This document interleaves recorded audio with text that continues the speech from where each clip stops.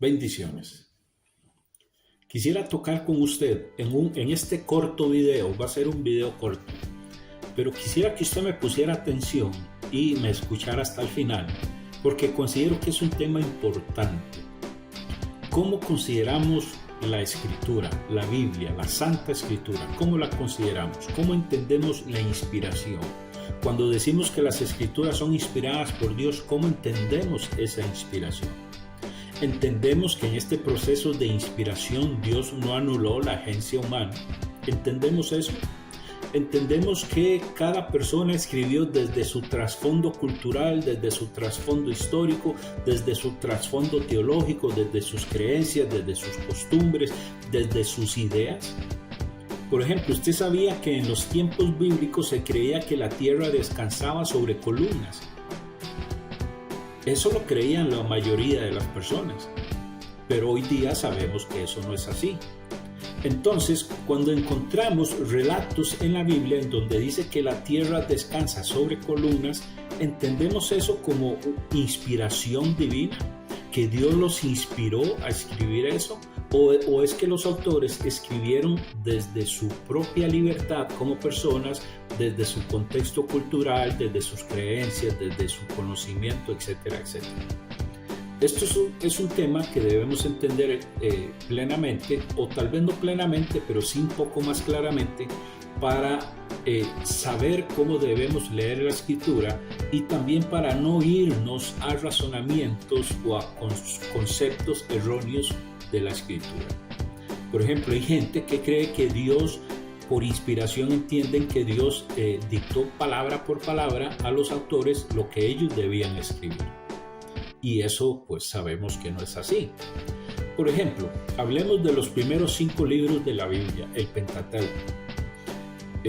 La mayoría de académicos o exégetas eruditos, ellos están de acuerdo en que el Pentateuco es todo un complejo proceso literario que incluye los escritos y que incluye tradiciones orales, que se vino a consolidar en los tiempos del exilio, es decir, del 586 al 539 a.C.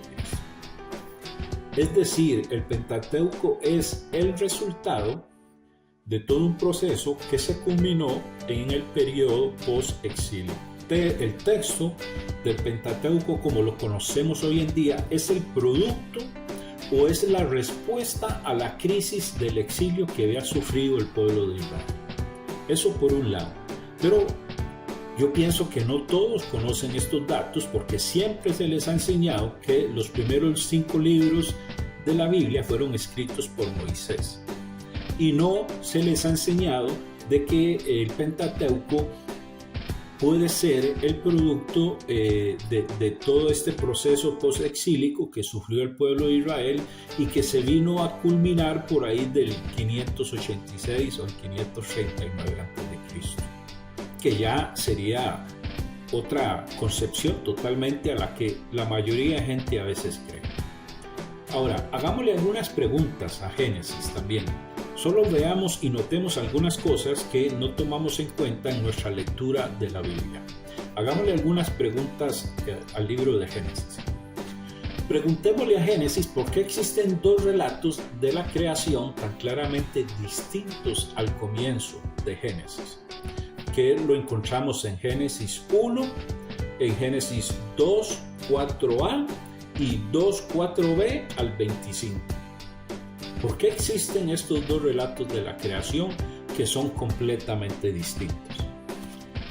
¿Por qué en el relato del sacrificio que se hace con Abel y Caín, por qué este sacrificio se menciona de forma tan casual en el árbol de los tiempos y parece tener una importancia tan crucial en el relato de Génesis y Abel?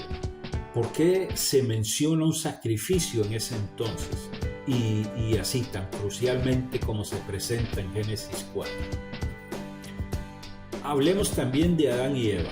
Si Adán y Eva fueron los primeros seres humanos, ¿de dónde tomó Caín a su mujer y cómo es que él tuvo miedo de la represalia de la gente por haber asesinado a su hermano. Pensemos en eso. Es decir, ¿por qué Caín tenía miedo de otra gente si ellos eran los primeros hijos de Adán y Eva y eran los primeros humanos? Mucha gente no piensa en esto. Veamos otro ejemplo. ¿Por qué contiene el relato del diluvio tantos saltos y es tan repetitivo? Si no, léalo usted, de Génesis 6 y 9. ¿Por qué existen dos relatos acerca de la dispersión de las naciones? Génesis 10 y Génesis 11 del 1 al 9. ¿Quién es el tal Melquisedec que encontramos en la Biblia y cómo es que pudo ser sacerdote de Dios de Israel desde los tiempos de Abraham? ¿Por qué no se menciona en la Biblia este oficio sacerdotal y el sistema religioso de ese tiempo? No se menciona. ¿Cómo es que se presenta Abraham como fiel cumplidor de la ley mucho antes de que la misma ley se promulgara? Como lo vemos en Génesis 26:5. ¿Cómo puede ser que se mencione el concepto de monarquía israelita mucho antes de que existiera esta monarquía en Israel y antes de que Israel existiera como nación?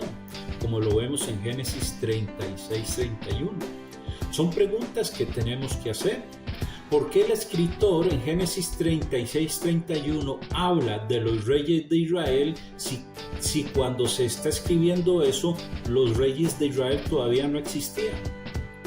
Son preguntas que debemos hacer a la hora de leer la Biblia con ojo crítico, con mente crítica. Ahora veamos algunas cosas que también podemos encontrar en las cartas paulinas.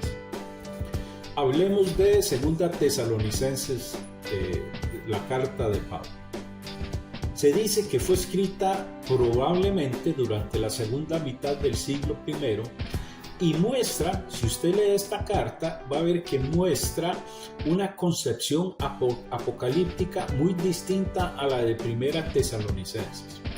Por ejemplo, en 1 Tesalonicenses se esperaba que el Mesías regresara en cualquier momento. Por eso se dice en esta carta que iba a regresar como ladrón en la noche, cuando nadie lo esperaba.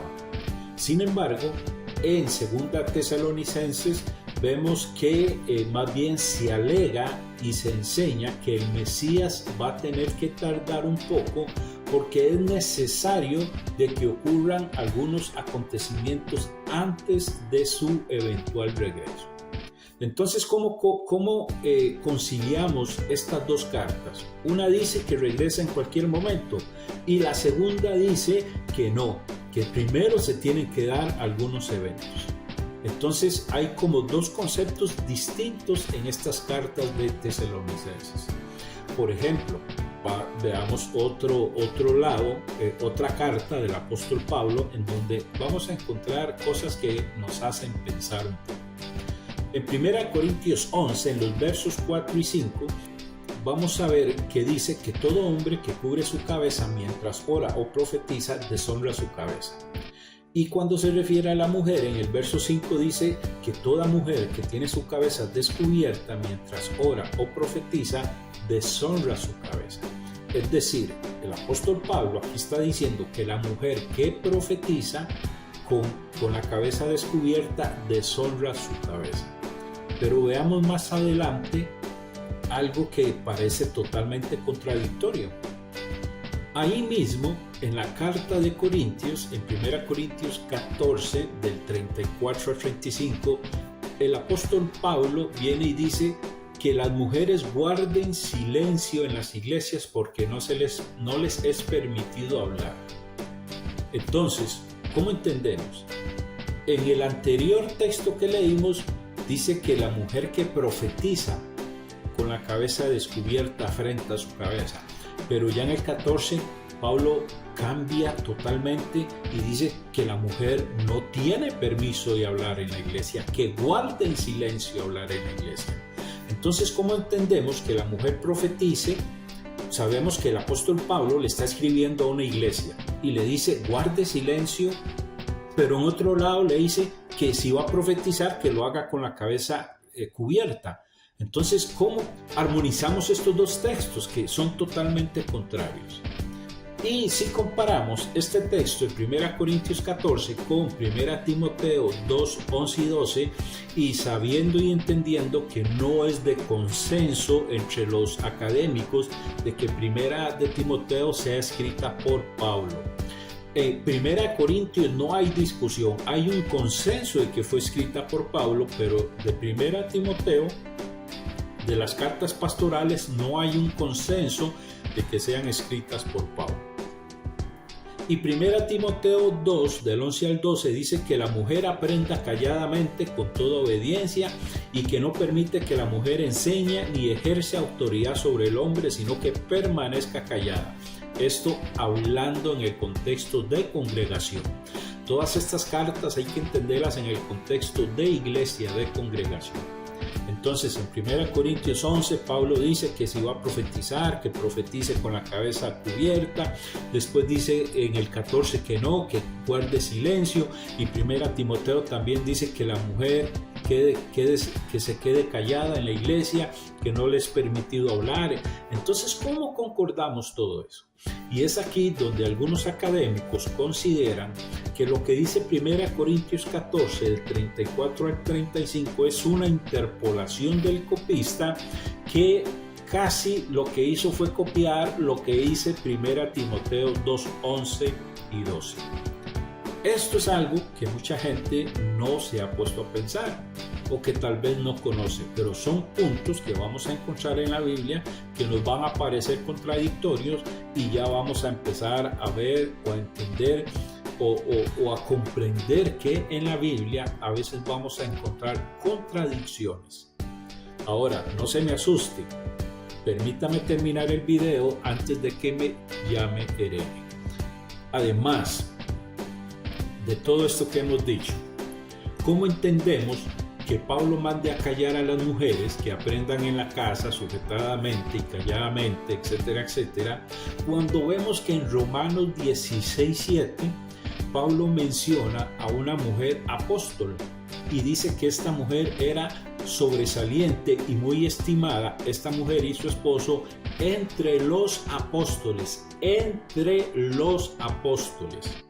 Ahora, aquí muchos dicen que era apóstol no en el sentido de ministerio, sino en el sentido técnico, como mensajero. Apóstol significa mensajero. Entonces dicen, ella era apóstol, pero porque era mensajera.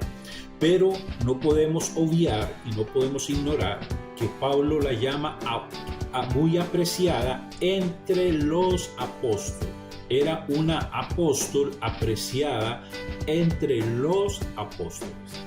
Entonces, esto no sería consecuente con todo lo que hemos leído, donde Pablo supuestamente manda a callar a las mujeres en la iglesia.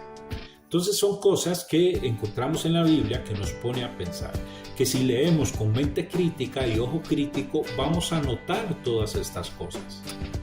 Entonces, ¿cómo entendemos inspiración? ¿Cómo leemos la Escritura? Debemos entender, como les dije al principio, de que Dios no anuló la agencia humana cuando inspiró a los autores a escribir lo que hoy conocemos como la Biblia, la Santa Escritura.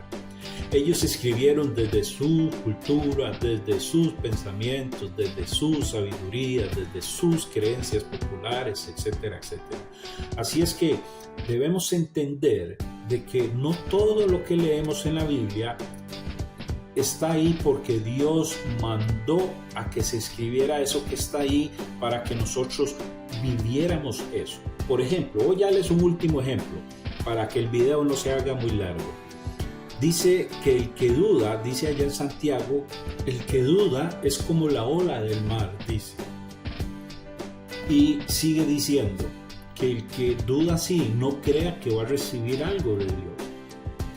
Pero por allá encontramos a Juan Bautista encarcelado, en donde este hombre entra en duda y le manda a preguntar a Jesús si era él al que debían esperar.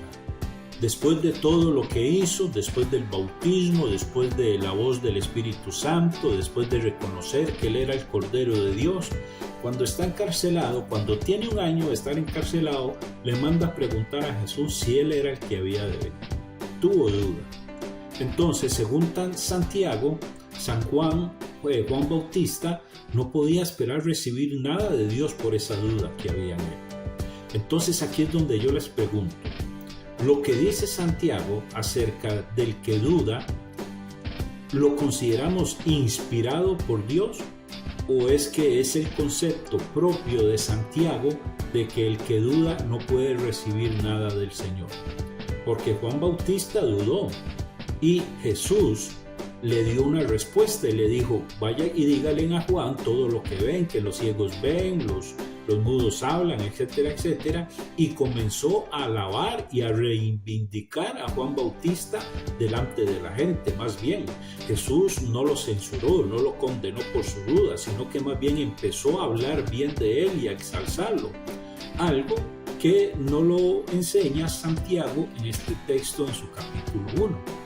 Entonces, pongámonos a considerar, ¿lo que dice Santiago es inspirado por Dios o es su propio concepto o su propia idea de lo que debiera ser un cristiano y no dudar, porque el que duda no puede recibir nada de Dios?